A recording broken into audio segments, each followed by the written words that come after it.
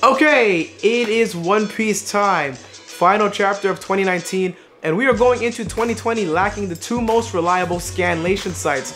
So from now on, we will be meeting on Sundays, folks. Yes, when the official translations drop. But wow, what a ride these past few chapters have been, with this one being phenomenal and a contender for my personal favorite chapter of the year. So much to unpack, so let's dive in. Picking up from the last chapter, Oden has departed Whitebeard's ship, guns blazing, and unaware of what kind of smoke he's about to encounter. Rayleigh and Gabon step up to the plate to take him down, but Roger guns it ahead of them, mentioning he wouldn't want them to get hurt. I'm pretty sure that confirmed Oden was stronger than the both of them, which Roger could tell, and probably he would have given them the business.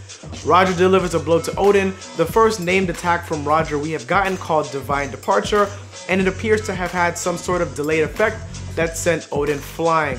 Not only did Oden take the hit and get back up, he actually wanted to have a word with Roger to figure out what that technique was all about. I found that pretty funny and highly impressive. Now by the time he gets back though, we see Whitebeard and Roger clash for the first time ever, blades covered in haki and all. The sheer scope of their power sending shockwaves throughout the whole island. Young Roger and Whitebeard are clearly built different. This set off a battle that lasted 3 days and nights, ending with a gift exchange between both crews.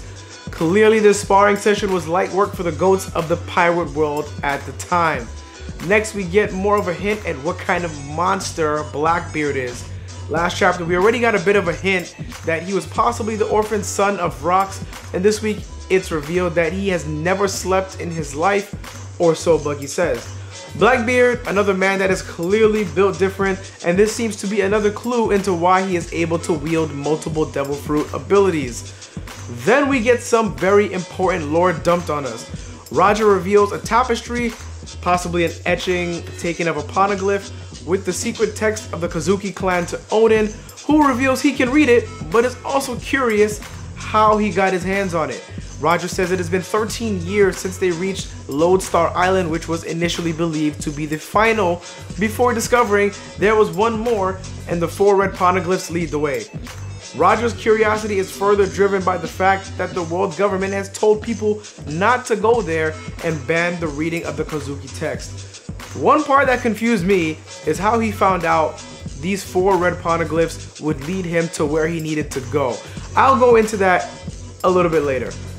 Roger most likely reveals to Whitebeard and Oden he wants to be king of the pirates, and Whitebeard laughs, since to be honest, it is a childish goal. Since Oden can read the poneglyphs, Roger asks to borrow Oden in order to achieve his goal, and even bows his head to Whitebeard and Oden to beg his assistance. This is a huge deal, folks. It shows how determined Roger was to have his name go down in the history books. It also shows he was a man of humility, which is a very strong trait. Just an all-around good guy.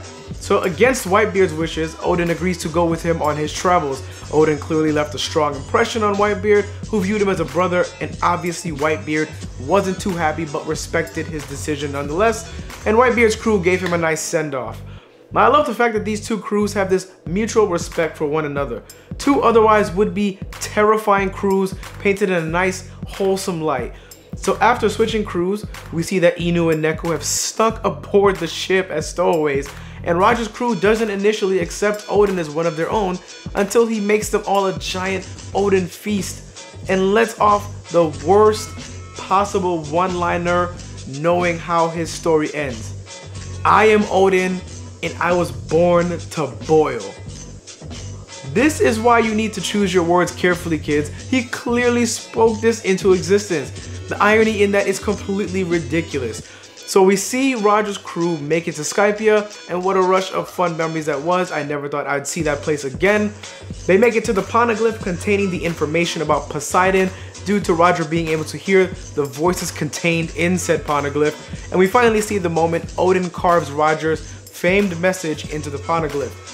It is now confirmed Oden was the one to carve the message, even though that could have been inferred long ago the minute Oden was confirmed to be with Roger's crew.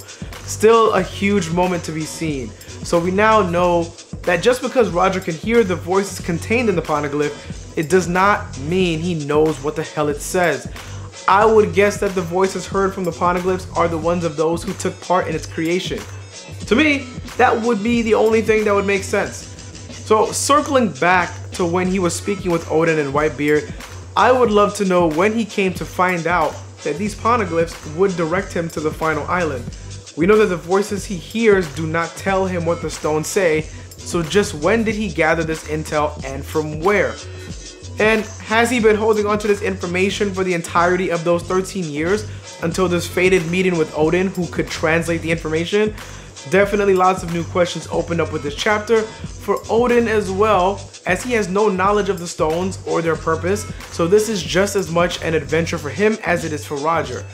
The secret text handed down generation to generation through the Kazuki clan has to be for this purpose, and I believe it is linked to the reason why Wano's borders are closed. The Kazuki clan has some sort of connection to the Void history, and it is about to unfold and paint a much larger picture. That journey to Laugh Tale was just as much Odin's as it was Roger's, which is why he is such a pivotal focus here. We will learn more about his family's role in all of this and how this information shapes him upon his return to Wano. It looks, based on Odin's words at the end of the chapter, that next week may be the final chapter or beginning of the end of this flashback. Well, actually not next week. Too bad there's no more One Piece this year. We won't get to see what happens next for 2 weeks.